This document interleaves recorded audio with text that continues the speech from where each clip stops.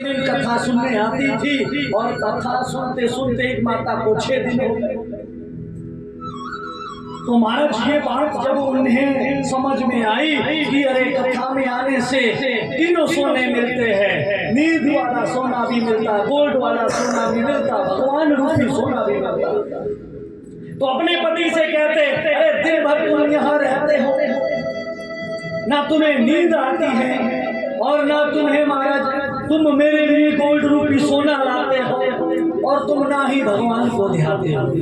वहां जाओ कथा में, वहां ये तीनों चीजें मिलती हैं, नींद वाला सोना भी मिलता, गोल्ड वाला सोना भी मिलता, भगवान वाला सोना भी मिलता। और महाराज जब पत्नी कहे तो पति को सुनना भी पड़ता है, और जबकि पति बहुत बड़े आदमी थे उस क्षेत्र के, उनसे पूरा इलाका डरता था, इतने बड़े आदमी थे। और महाराज बड़ा आदमी कितना भी बड़ा क्यों नहीं है, पर पत्नी के आगे वो छोटा ही होता है। बोलिए सांचे दरबार। बड़े बड़े महाराज पहलवान होते थे, पूरे इलाके के डॉन। महाराज मैं डॉन हूँ इस जगह, मैंने सोचा बड़ा तकड़ा आदमी है, ऐसे व्यक्ति को महाराज थोड़ा संबंध बनाने चाहिए। आजकल हम व्यासों को भी जरूरत पड़ जाती है, बड़े बड़े पहलवान बॉडीगार्ड, क्योंकि उपदेश देना पड़ता है। और पीछे कई लोग महाराज ऐसे होते हैं, अच्छा मुझे देख करके ये बात बोली, उतर नीचे तब बताता हूँ तुझे बड़ा भारी उपदेश देने वाला। कोई बात किसी को चुप जाए तो हमारी भी बारी आ सकती है। तो मैंने एक बड़े भारी डॉन को महाराज अपना पक्का चेला बना दिया। नाम था शेर सिंह। गुरुजी मैं शेर सिंह हूँ इस इलाके का, बाकी होंगे छोटे मोटे शेर, मैं तो डबल लॉइन हूँ, शेर भी हूँ और साथ में सिंह भी हूँ। बाकी ये शेर ही बनते अपने आप को, मैं तो बब्बर शेर हूँ, नाम नहीं तो शेर लगेगा, शेर और सिंह। मैंने कहा वाह शेर सिंह जी क्या बात है आपका तो महाराज क्या कहने, आपके घर तो आना पड़ेगा। घर तक जाऊंगा तो संबंध पक्का होगा, चेला बढ़िया पक्का बनेगा।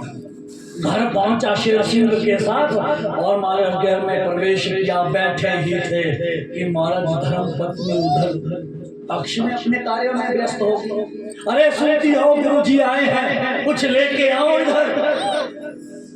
अच्छा गुरुजी आए हैं, गुरुजी आए। वो महाराज कुछ चाय पानी लेने के बजाय वो तैयार होने गई, सजने संवरने गई गुरुजी के सामने जाने। अरे कहाँ इतना समय लगा रही हो, चाय पानी कुछ लेके आओ, गुरुजी की सेवा करो। वो महाराज तैयार होके आई, मुझे तो प्रणाम किया। अरे मैं तैयार हो रही थी, तुम नहीं ला सकते थे तब तक? मेरे हाथों से गुरुजी चाय पानी पीते हैं, तुम्हारे हाथों से नहीं। चुप कुछ भी बोल पाया दूसरा शब्द। मैंने सोचा बार शेर सिंह बना हुआ है और पत्नी के सामने भीगी बिल्ली बना। तो महाराज बड़े बड़े शेर सिंह महाराज धर्म पत्नी के सामने भीगी बिल्ली बन जाते हैं। वैसे ही वो बड़े भारी जो सेठ थे वो भी महाराज धर्म पत्नी की सुननी पड़ी। तो महाराज सप्ताह के अंतिम विराम वाले दिन आ गए और कथा में आए। तो यजमानों ने कहा महाराज बड़ी भारी प्रसन्नता है। भगवान सिंह ठाकुर जी ने कहा महाराज मैं तो यहाँ मिलता जुलता हूँ, बड़े तगड़े आदमी हैं, थोड़ा नाम ले लेना। बेशक औरों के नाम नहीं बताया मुझे लेने के लिए, पर उनका नाम बताया कि उनका नाम जरूर ले। अच्छा तो महाराज मैंने भी जैसे ही वो आए, मैंने भी दूर से कह दिया आइए आइए आइए। महाराज बड़ा भारी प्रसन्न हुआ, आकर के सामने बिठाया जहाँ पर मोहबा जी बैठे हुए। बगल में ही महाराज माता जी रामदास जी के बगल में ऐसे बसंत पीछे पिल्लो लगा दिया। मैंने कहा महाराज बैठिए बैठिए बैठिए और मंगलाचरण शुरू किया कि उसने खराटे मंगलाचरण में आने वाले। अब कथा चल पड़ी, विराम भी हो गई, आशीर्वाद भी दे दिया।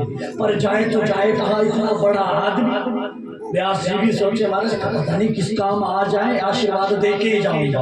यजमान जी भी सोचे महाराज अकेले कैसे छोड़े, उठा पाए ना, ओलिन में खराटे बजा रहे थे।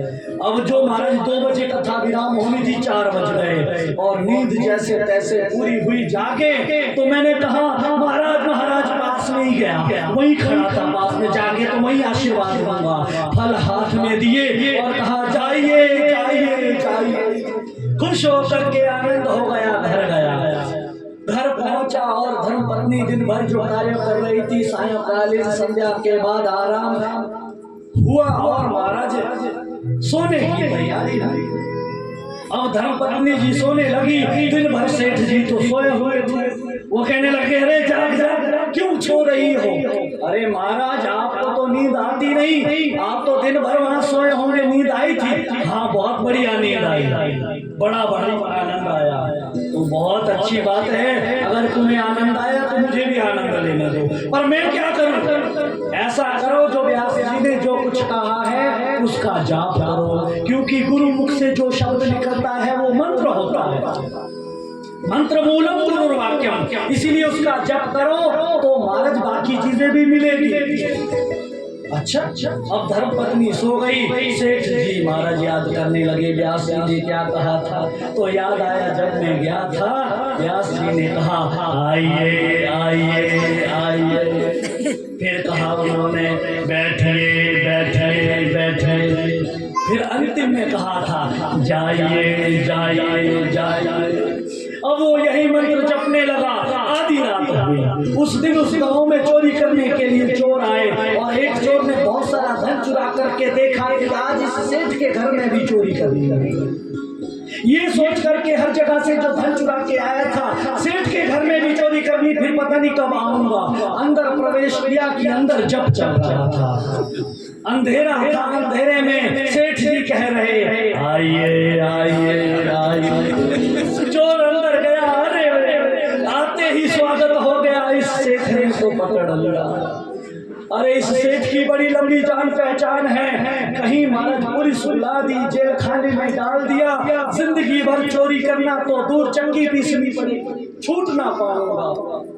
अरे हाथ जोड़ने लगा। और सेठ जी तो आंख बंद करके मंत्र जप रहे थे अंधेरे में एक दूसरे को, पर चोर तो देख रहा था। अब आंखें तो दिखाई नहीं दी कि बंद है कि खुली, कि तब तक सेठ जी ने कहा बैठिए बैठिए बैठिए। चोर चुपचाप पास में जाकर बैठा, इशारे में लगा क्षमा करना, कुछ नहीं चुराया, अभी अभी आया ही था, कुछ ना चुराया, इशारों में। अब अंधेरे में इशारा कौन समझेगा? चोर ने सोचा ऐसा करता हूँ, जो कुछ चुराया है वो सब सेठ को दे देता हूँ, शायद ये तब मुझे छोड़ दे। जितने भी सोने के कंगन, हीरे मोती, ज्वार हार, जो कुछ पैसा चुराया सब सेठ के सामने धर दिया। तब तक सेठ ने तीसरा मंत्र पढ़ दिया, जाइए जाइए। अरे हाथ जोड़ करके तबे पाऊं, चोर उठा और निकल गया।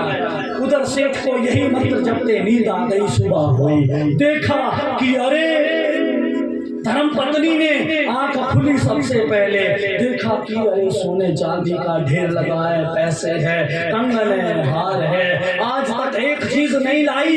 आज तो महाराज चमत्कार हो गया, बड़ा सरप्राइज दिया, बड़े छुपे रुस्तम है। देखो देखो बैठे बैठे कैसे मुस्कुरा रहे हैं और आंख बंद करने का नाटक कर रहे हैं।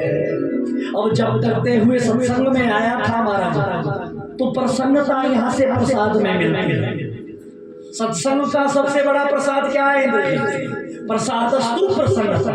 जो भंडारा बना है वो भी महाप्रसाद है, और सबसे बड़ा प्रसाद जो आजीवन सत्संग से प्राप्त होता है वो प्रसन्नता है। इसीलिए प्रसन्नता अपने मुख पर लेकर के यहाँ से जाइए और जीवन पर्यंत प्रसन्न रहिए। यही प्रसन्नता आज सो रहा है, मुस्कुरा रहा है, फिर भी सेठ का चेहरा ऐसा दिखाई दे रहा है।